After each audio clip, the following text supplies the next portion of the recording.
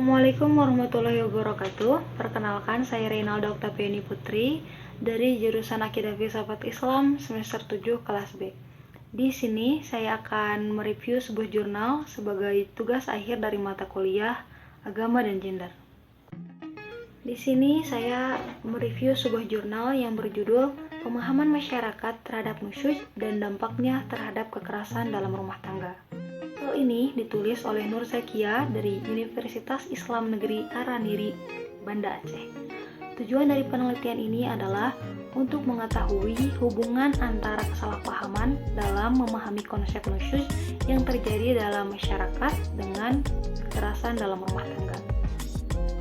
Metode penelitian yang digunakan dalam artikel ini adalah studi lapangan di Kecamatan Inginjaya, Kabupaten Aceh Besar, teknik pengumpulan data menggunakan wawancara dan dokumentasi, sedangkan analisis data menggunakan analisis deskriptif dengan cara mendeskripsikan data. Pembahasan atau hasil temuan dari penelitian ini adalah hasil penelitian menunjukkan bahwa terdapat 3 kelompok masyarakat yang memahami konsep nusyuz secara berbeda di Kecamatan Inginjaya. Kelompok pertama mengatakan bahwa konsep nusyuz ada pada istri maupun suami. Sedangkan kelompok yang kedua mengatakan bahwa konsep nusyuz hanya ada dalam diri istri. Mereka mengatakan nusyuz merupakan pembangkangan seorang istri terhadap suami, karena kewajiban seorang istri adalah patuh terhadap suami dan suami merupakan seorang pemimpin. Sedangkan kelompok yang ketiga sama sekali tidak mengetahui konsep nusyuz meskipun mungkin saja mereka melakukannya.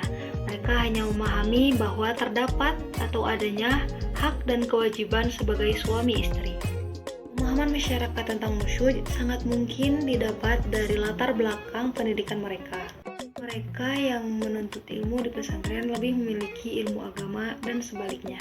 Di sini, sebagian besar narasumber menyatakan bahwa konsep nusyuz terkait erat dengan kekerasan dalam rumah tangga karena persepsi publik sangat dipengaruhi oleh Quran Surat An-Nisa ayat 34 tentang pemukulan terhadap istri yang nusyuz.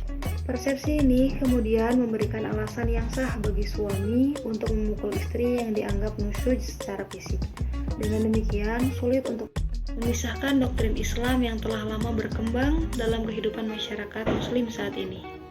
Kelebihan dari jurnal ini adalah memiliki data hasil lapangan yang akurat, di mana penulis mencantumkan nama, tempat, hingga waktu wawancara di setiap kalimat hasil wawancara. Kemudian, penerangan yang mendetail membuat pembaca mudah memahami penjelasannya.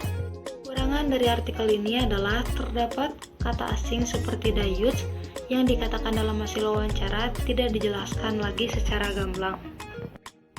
Pendapat saya tentang artikel ini adalah saya setuju dengan apa yang dikatakan penulis bahwa Islam mengatur resolusi nusyuz pembangkangan bagi suami dan istri yang terdapat dalam Quran Surat An-Nisa ayat 34 dan Quran Surat An-Nisa ayat 128.